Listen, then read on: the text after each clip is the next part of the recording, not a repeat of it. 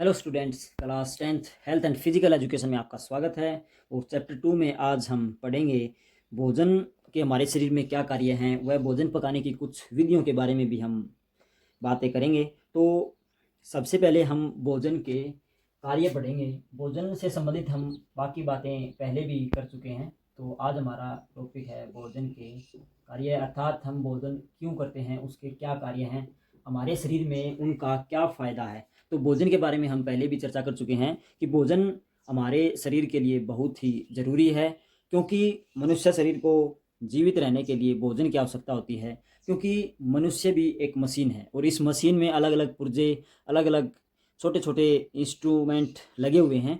तो उनको चलाने के लिए, उन पुर्जों को सही तरीके से कार्य करने के लिए ऊर्जा की आवश्यकता होती है, और वो ऊर्जा हमें भोजन से प्राप्त होती है। तो भोजन हम नहीं करेंगे तो हमारे जो मशीन के जो पार्ट्स हैं वो सही से कार्य नहीं कर पाएंगे, या वो डैमेज हो सकते हैं अगर हम भोजन नहीं करते हैं। तो मशीन के लिए भी अगर फ्यूल नहीं डाला जाए मशीन में, या कोई भी मोटर गाड़ी है अगर वह बिना फ्यूल के तो चल ही नहीं सकती, तो ऐसे ही हमारा शरीर है कि इसको भी ईंधन की आवश्यकता होती है, और वो ईंधन हमें भोजन से प्राप्त होता है। तो शरीर में इस ईंधन के क्या कार्य हैं, भोजन के शरीर में क्या क्या फ़ायदे हैं या इसका महत्व, तो हम इस पर बात करेंगे। तो सबसे पहले हम यहाँ पर लिख रहे हैं नंबर 1, शारीरिक कार्य। शारीरिक कार्य को करने में भी भोजन हेल्प करता है। तो शरीर के भी अलग अलग कार्य हैं। सबसे पहले शरीर के लिए भोजन, सीधे अर्थों में यही कहेंगे कि भोजन हमें ऊर्जा देता है। तो ऊर्जा प्रदान करना नंबर 1 पॉइंट हमारा शारीरिक कार्य के अंतर्गत आता है। ऊर्जा प्रदान करना, तो शरीर को ऊर्जा भोजन से मिलती है, ये हम सब जानते हैं। कोई भी एक्टिविटी करते हैं, हम भागते हैं, चलते हैं, फिरते हैं, दौड़ते हैं, या कोई भी घरेलू कार्य करते हैं, रोजमर्रा का कार्य करते हैं, तो उसके लिए भोजन की आवश्यकता होती है, और भोजन ही हमें उस कार्य को करने के लिए ऊर्जा देता है। तो इसके अतिरिक्त शरीर के अंदर जो पार्ट्स हैं, शरीर के पार्ट से अभिप्राय हमारा जो इसके अंदर अलग अलग संस्थान हैं, तंत्र है, जैसे रक्त परिवहन तंत्र, रक्त आगे हृदय संस्थान, या श्वसन संस्थान, पाचन तंत्र, या मल उत्सर्जन तंत्र है, या ग्रंथि संस्थान है, तंत्रिका तंत्र है, मांसपेशी तंत्र है। तो इन सभी को सही कार्य करने के लिए हमें ऊर्जा कहाँ से मिलती है? भोजन से। तो शारीरिक कार्य के अंतर्गत भोजन हमें ऊर्जा प्रदान करता है। फिर हम चलते हैं आगे। नंबर 2 पर हम बात करेंगे कि शरीर में हम जब कार्य करते हैं तो शरीर के अंदर जो मांसपेशियां हैं उनके छोटे छोटे तंतु होते हैं, तंतुओं से ही मांसपेशियां बनी होती हैं, जिसको हम टिश्यू कहते हैं, मसल्स टिश्यू। तो जब कोई कार्य होता है, मांसपेशियों में सिकुड़न और खिंचाव पैदा होता है, तो उस दौरान काफ़ी सारे तंतु डैमेज हो जाते हैं। तो उन तंतुओं की, उन कोशिकाओं की, या उन टिश्युओं की जो मरम्मत का कार्य होता है वो भी भोजन द्वारा होता है। भोजन में एक तत्व है जिसको हम प्रोटीन कहते हैं। तो प्रोटीन उन डैमेज जो पदार्थ हैं उनको वहाँ से हटाता है और नए पदार्थ बना देता है। कई बार कोई छोटी मोटी टूट फूट होती है तो उनको वापस सही करने में भी प्रोटीन मददगार सिद्ध होता है। तो भोजन में ऐसे काफ़ी तरह के पदार्थ हैं जो मरम्मत करते हैं, टूट फूट को सही करते हैं, या उन तंतुओं को एक अच्छी ताकत भी प्रदान करते हैं। तो जैसे प्रोटीन, खनिज लवण, इनके माध्यम से भोजन की मरम्मत होती है। और ऊर्जा प्रदान करने वालों में हम बात करेंगे, जैसे फैट है, कार्बोहाइड्रेट है, इनसे सबसे अधिक ऊर्जा मिलती है। तो नंबर 2 पर हम बात लिखेंगे कि ऊतकों का, ऊतकों अर्थात इनको टिश्यू बोलते हैं, ऊतकों का निर्माण करना व मरम्मत करना, कि जो भी टिश्यू हैं जो डैमेज हैं, बहुत सारे अगर वो बिल्कुल ही मृत अवस्था में हैं तो उनकी जगह नया निर्माण होता है, और जो कुछ अगर टूट फूट होती है तो उसकी मरम्मत भी इन भोजन के जो अलग अलग तत्व हैं उनके द्वारा हो जाती है। आगे बढ़ते हैं नंबर 3 पर। नंबर 3 पर हम बात करेंगे कि शरीर में काफ़ी सारी क्रियाएं रोज होती हैं, तो उनको भी सही रूप से चलाने के लिए भोजन जिम्मेवार होता है। तो जैसे शरीर का तापमान बनाए रखना, जो शरीर के अंदर केमिकल हैं, अम्ल अक्षार जिनको हम एसिड बेस कहते हैं, वो भी शरीर जब हम भोजन करते हैं तो भोजन को पचाने के लिए काफ़ी तरह के स्ट्रॉन्ग एसिड शरीर के अंतर्गत बनते हैं। तो उन जो नियमित क्रियाएं होती हैं या जो एंजाइम रिलीज होते हैं ग्रंथियों के माध्यम से, तो शरीर में उनका निर्माण भी भोजन के द्वारा ही होता है। तो यहाँ पर हम लिखेंगे शरीर की नियमित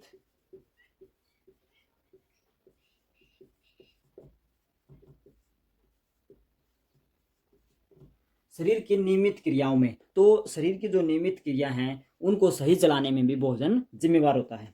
इसके अलावा भी कुछ, ये हमने शारीरिक कारण पढ़े, इसके अलावा कुछ जो मनोवैज्ञानिक या सामाजिक कारण भी भोजन हमें प्रदान करता है। भोजन हमें एक उनका महत्व के रूप में हम देखते हैं। तो सबसे पहले मैं यहाँ पर लिख रहा हूँ नंबर 2 पर,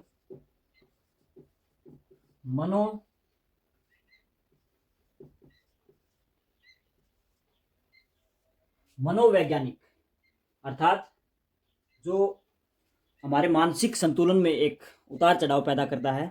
मनोवैज्ञानिक कारण कैसे है भोजन का, जैसे भी घर में कोई मेहमान आता है तो अगर हम उसकी अच्छे से आओ भगत करते हैं, वो हमारी प्रशंसा करता है, या कोई भी हमारा रिश्तेदार संबंधीगण हमारे भोजन या हमारी आओ भगत से अच्छी तरह खुश होता है, तो वह हमें कहेगा कि आपका भोजन अच्छा था, आपका नाश्ता लंच बहुत ही बढ़िया था। तो हम एक अंदर से खुशी का अनुभव करते हैं। अगर घर में वैसे भी कोई भोजन अच्छा बना होता है, घर वाले सभी खाते हैं, तो कहते हैं कि आज भोजन बहुत ही अच्छा है, तो एक घर का माहौल बहुत ही अच्छा हो जाता है उस भोजन को करने के बाद। अन्य अन्य दिन भी, किसी और दिन अगर भोजन सही नहीं बना है, भोजन जो भी है दाल रोटी सब्जी वगैरह, अगर वो सही तरीके से नहीं बनी है, बेस्वाद बनी हुई है, तो उसको वह भोजन लड़ाई झगड़े भी करवा सकता है। तो ये एक मनोवैज्ञानिक इफेक्ट है, मनुष्य के दिमाग पर इसका कुछ असर होता है। या हमें कोई अच्छा पेय पदार्थ या अच्छा भोजन हम खाते हैं तो वह हमारे मन को शांति भी प्रदान कर सकता है। अगर उसका स्वाद सही नहीं है तो वह हमारे मन की शांति को भंग भी कर सकता है। तो मनोवैज्ञानिक कारण के अंतर्गत बस यही आएंगे कि यह हमारे जो भी शरीर का संतुलन होता है उस पर काफ़ी प्रभाव डालता है। फिर है नंबर 3 पर सामाजिक कार्य, यहाँ पर मनोवैज्ञानिक कार्य, और नंबर 3 पर हम लिखेंगे सामाजिक कार्य। सामाजिक कार्य कैसे है, जो बड़े बड़े भोजन के, एक प्रकार से हम कह सकते हैं उनको कि भोजन की व्यवस्था की जाती है, बड़े बड़े भंडारे लगाए जाते हैं, या जो भी गरीब लोगों को सामाजिक स्तर पर एक भोजन या उनको आहार दिया जाता है, तो उससे क्या होता है, एक समाज में किसी व्यक्ति के द्वारा कोई कार्य किया जाता है ऐसा, तो उसके प्रति समाज में आदर की भावना पैदा हो जाती है। तो सामाजिक कार्य के अंतर्गत वह लोगों में आपसी तालमेल व भाईचारा भी बढ़ता है। जो भी हम भोजन का एक कार्यक्रम करते हैं, जलपान की व्यवस्था वहाँ होती है, तो सभी आपस में मिलजुल कर भोजन करते हैं। एक वह सामाजिक माहौल को खुशनुमा बना देता है। तो सामाजिक कार्य के अंतर्गत भी भोजन लोगों में आपसी सहयोग व सद्भावना को बढ़ाने वाला होता है। तो भोजन के कुछ कार्य लिखे। सबसे इंपॉर्टेंट तो शारीरिक कार्य ही हैं। नंबर 1 ऊर्जा प्रदान करना, टूट फूट जो भी शरीर की है उसको ठीक करना, और शरीर की क्रियाओं को नियमित या सुचारू रूप से चलाना। तो ये कुछ हमने पढ़े मनोवैज्ञानिक, और इसके बाद था सामाजिक कार्य। तो भोजन के कार्यों में इतना ही। आगे हम पढ़ेंगे अभी कि भोजन पकाने की विधियां कौन कौन सी हैं, तो उन पर चर्चा करेंगे।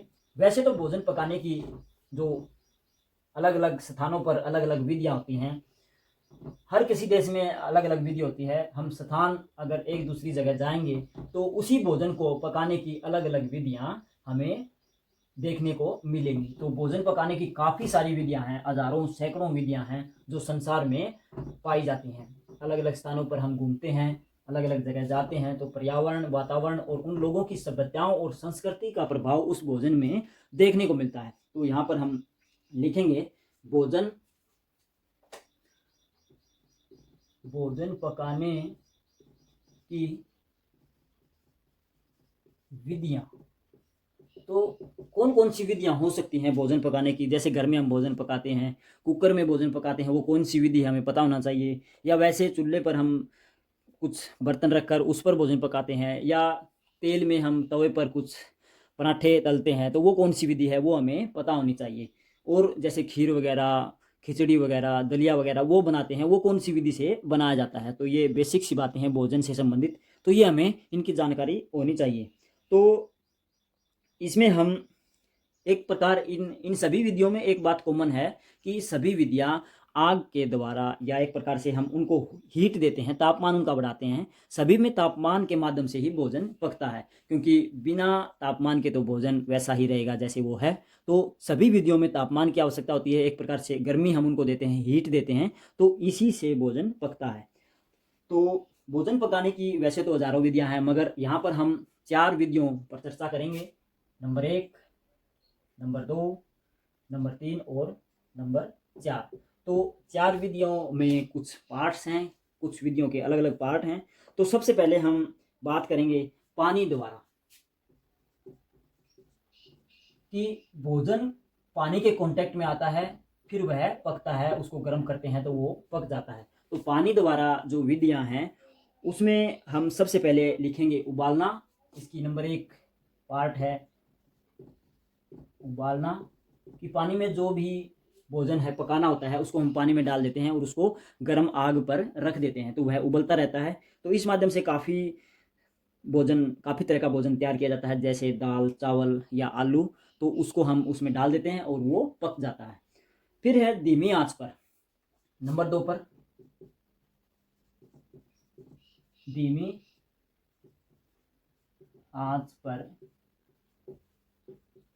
उबालना। वैसे तो ये उबालने का ही पार्ट है, मगर थोड़ा सा डिफरेंट है इसमें, कि इसमें कम आंच रखी जाती है, और कम आंच से हम कुछ भोजन के पदार्थ ऐसे हैं कि उनको अलग से टेस्ट दे सकते हैं।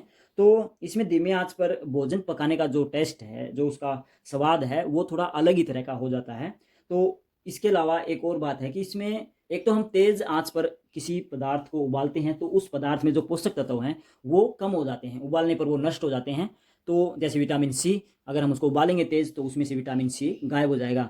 धीमी आंच पर उबालने से जो पोषक तत्व हैं वो ज़्यादा मात्रा में उड़ेंगे नहीं, या ज़्यादा मात्रा में वो भोजन में से गायब नहीं होंगे। तो इस माध्यम से हम काफ़ी तरह का भोजन बनाते हैं, जैसे कढ़ी बनाते हैं, खिचड़ी बनाते हैं, तो ये धीमी आंच पर पकाए जाते हैं। पानी में उबालते हैं मगर धीमी आंच पर। फिर है पानी के बाद, पानी के केवल ये 2 ही थे। आप उबालना इसमें इंपॉर्टेंट है, उबालना याद रखना। उबालने में काफ़ी तरह के मैंने बताए हैं आपको। फिर है नंबर 2 पर भाप द्वारा। भाप का नाम लेते ही आपके जो प्रेशर कुकर होता है घरों में वो ध्यान में आ गया होगा। तो भाप द्वारा सबसे पहले तो इसमें यही है कि भाप से पकाना। फिर है जो प्रेशर कुकर वाला होता है, वो भाप के द्वारा एक अंदर ही अंदर दबाव पैदा होता है और उस दबाव और अधिक हीट से भोजन पक जाता है। तो सबसे पहले है भाप से, नंबर 1 इसमें दोनों में भाप का यूज हो रहा है। तो भाप से पकाना, तो भाप से पकाना, इसमें कुछ अलग ही बर्तन का यूज होता है। उसमें हम कुछ पानी रखते हैं और पानी की सतह से थोड़ा ऊपर जो केबिन बना होता है उस बर्तन में, उसमें हम भोजन के पदार्थ जो भी हमें पकाना होता है, जो भी सब्जी होती है वो उसमें हम रख देते हैं। तो नीचे से जब हीट पैदा होगी तो पानी की जो भाप बनेगी, उस भाप के माध्यम से, भाप के कॉन्टैक्ट में जब वो भोजन आएगा तो वो पक जाएगा। इसमें डायरेक्ट पानी का इस्तेमाल नहीं होता, इसमें केवल पानी के द्वारा उठी हुई, जो पानी के द्वारा बनी हुई भाप है, वो ही इसमें भोजन के कांटेक्ट में आती है। और इसमें एक और ख़ास बात है कि इसके लिए स्पेशल बर्तन का यूज किया जाता है। इसमें विशेष प्रकार के बर्तन होने चाहिए घरों में। अगर वो विशेष प्रकार के बर्तन नहीं है तो भाप से हम भोजन को नहीं पका सकते। नंबर 2 पर हम बात करेंगे भाप के दबाव से। इसमें क्या है, प्रेशर कुकर वाली बात आ जाती है इसमें। भाप से नहीं, भाप के दबाव द्वारा। तो भाप के दबाव द्वारा हम भोजन पकाते हैं। इसमें प्रेशर कुकर आपका माध्यम है जिसमें हम भोजन और पानी मिक्स कर देते हैं, फिर उस ढक्कन को एयर टाइट कर देते हैं। उसके बाद जब आग ज्यों ज्यों जलती है तो धीरे धीरे उस भोजन पानी की भाप बन जाती है, और भाप अंदर ही रहती है जिसमें पानी उबलता भी है, और भाप के द्वारा अत्यधिक दबाव उस बर्तन में हो जाता है जिस कारण भोजन पक जाता है। इसका एक सबसे अच्छा माध्यम, इसका अच्छा इफेक्ट ये है कि इसमें जो भोजन में पोषक तत्व होते हैं वो काफ़ी मात्रा में विद्यमान रहते हैं पकाने के बाद भी। तो इसका ये सबसे अच्छा फायदा है। और भाप द्वारा जो भोजन पकाया जाता है वह पकाने की सर्वश्रेष्ठ विधि मानी जाती है। नंबर 3 पर इसमें फ़ायदा क्या होता है, भोजन जल्दी बन जाता है और आवश्यक तत्व जो भोजन में होते हैं वो भी विद्यमान रहते हैं। नंबर 3 पर हम बात करेंगे चिकनाई द्वारा। जो चिकने पदार्थ हैं, तेलीय पदार्थ हैं, तेल, घी आदि, तो इनका इस्तेमाल हम करते हैं चिकनाई द्वारा। तो चिकनाई द्वारा जो भी घी, तेल है, उनमें हम इस डालकर भोजन को तलते हैं। तो जो भी उबालना या तलना जो प्रक्रिया होती है वो चिकनाई में ही होती है, पानी का यहाँ इस्तेमाल नहीं होता। तो काफ़ी तरह के भोजन हैं, जैसे पकोड़े हैं, गुलगुले हैं, जो हमारे लोकल एरिया में बनाए जाते हैं, गाँव में खासकर, तो जैसे पूड़ियाँ हैं, कचौड़ी हैं, भटूरे हैं, तो ये पराठे भी हम तेलिए में लगा लेते हैं। तो ये भी काफ़ी पदार्थ हैं, मालपुए, जैसे घरों में मालपुड़े बोलते हैं हम उनको, तो वो चिकनाई द्वारा पकाए जाते हैं। डायरेक्ट तेल के कांटेक्ट में आते हैं तो चिकनाई से हमारा संबंध फैट से हुआ। तो जो भी चिकनाई वाला पदार्थ होता है, तेल, घी, तेल अलग अलग तरह का हम इस्तेमाल कर सकते हैं, तो घी भी इस्तेमाल करते हैं, तो उनके द्वारा हम इस भोजन को पकाते हैं, किसी भी प्रकार के भोजन को, तो उसको हम चिकनाई द्वारा पकाने की विधि बोलते हैं। फिर है वायु द्वारा। वायु द्वारा आप समझ गए होंगे वायु कहाँ से आ गई। तो वायु का अर्थ हमारा है कि इसमें पानी और जो चिकने पदार्थ हैं या भाप है उसका सहारा नहीं लिया जाता। इसमें डायरेक्ट हम आग पर वस्तु को रखते हैं और उसको भूनते हैं या सेकते हैं। तो वायु द्वारा सबसे पहले तो यही है कि भूनना। नंबर 1, भूनना। भूनने से अभिप्राय, जैसे आपके मन में आया होगा कि मक्का का भुट्टा है उसको भूनने, हाँ वो बिल्कुल राइट है। चने भूनते हैं, चनों के जो छोटे छोटे पौधे होते हैं उनको हम उखाड़ के ले आते हैं, फिर उनको भूनते हैं। तो वो काफ़ी कारण हैं, वो भूनने की प्रक्रिया के अंतर्गत आते हैं। उनमें हम डायरेक्ट उनको आग पर रख देते हैं और भूनते रहते हैं। जैसे आलू घरों में एक चूल्हे में जो आग होती है उसमें हम उसको रख देते हैं, या जो गर्म राख होती है उसमें हम उसको दबा देते हैं तो वो भूनता रहता है। जैसे शकरकंदी होती है वो भी हम भूनते हैं। तो इसी तरह इसमें वायु द्वारा सेकना एक और पार्ट बच गया इसका, सेकना। तो सेकने के अंतर्गत जैसे चूल्हे या भट्टी एक लगी होती है उसमें हम आँच जलाते हैं और उस गर्म आँच में हम कोई बर्तन लेते हैं या कोई प्लेट नुमा वस्तु होती है उस पर भोजन को रखकर उसके अंदर धकेल देते हैं तो वो सेंकता रहता है। जैसे घरों में रोटी सेंकते हैं हम, तवे पर जो रोटी सेंकते हैं, वो इसका एक अच्छा उदाहरण है। डबल रोटी है, जब हम बिस्कुट बनवाने जाते हैं, जो दूध, आटा या घी के माध्यम से वो बनते हैं, शहर में आप काफ़ी सारे लोग बनवाते हैं, तो वो भट्टी होती है और भट्टी जो बिस्कुट बेल के छोटे छोटे टुकड़े करके उसके, और एक प्लेट नुमा आकृति होती है, छड़ी के माध्यम से उसको अंदर की ओर धकेल देता है तो वो एकदम से ब्लास्ट वहाँ पर आग का होता है, तेज़ आग जलती है और उससे वो उनमें फुलाव हो जाता है तो वो जल्दी बन जाते हैं। तो यह पकाने, सेकना बोलते हैं हम इसको, यह जल्दी जल्दी इसमें पक जाता है और इसमें एक टेस्ट भी अलग ही तरह का आता है। टेस्ट बहुत ही अच्छा होता है इसका, मगर इसमें काफ़ी सारे जो पोषक तत्व होते हैं वो गायब हो जाते हैं। तो ये कुछ विधियाँ थी, ज़्यादा मुश्किल नहीं है, केवल 4 विधियाँ हैं। 4 विधियों में से अलग अलग पार्ट बने हुए हैं। पानी द्वारा उबालना या धीमी आंच पर उबालना, भाप द्वारा भाप से पकाना, और भाप से जो दबाव बनता है उसके माध्यम से भाप से दबाव में प्रेशर कुकर आएगा, भाप से पकाना, इसमें एक स्पेशल इंस्ट्रूमेंट या स्पेशल तरह का बर्तन उसमें यूज होता है। फिर चिकनाई द्वारा हम डायरेक्ट तवे पर जो पराठे बनाते हैं, घरों में गुलगुले, सुआली या मालपुड़े हम बोलते हैं उनको, वो चिकनाई के माध्यम से बनाते हैं। फिर है वायु के द्वारा हम भूनना और सेकना होता है। भूनने में हम डायरेक्ट आग के कांटेक्ट में भोजन को रख देते हैं, मगर सेकने में हम बीच में कुछ बर्तन होता है लोहे का, उसके माध्यम से हम सेकना उसको कहते हैं। तो ये डायरेक्ट कांटेक्ट है, ये इनडायरेक्ट कांटेक्ट है, मगर दोनों में ही ना ही पानी का इस्तेमाल हो रहा है, ना ही भाप का इस्तेमाल, ना ही चिकनाई का इस्तेमाल हो रहा है। डायरेक्ट वायु में हम उसको जो भी क्रिया कर रहे होते हैं। तो ये 4 विधियाँ थी। आप इन 4 विधियों को अच्छे से अपनी नोटबुक में नोट करें, और ये याद भी हो गई होंगी क्योंकि घरेलू यूज़ हर रोज़ होती हैं, घरों में हम देखते भी हैं और नज़दीक बैठकर उनको भोजन को चखते भी हैं। अलग अलग उबालना, लगभग सभी प्रकार के हम भोजन कर चुके हैं। तो आप इनको बस याद करना है, बस थोड़ा सा ध्यान देने से याद हो जाएंगे, ज़्यादा मुश्किल नहीं है। तो अभी के लिए इतना ही, धन्यवाद।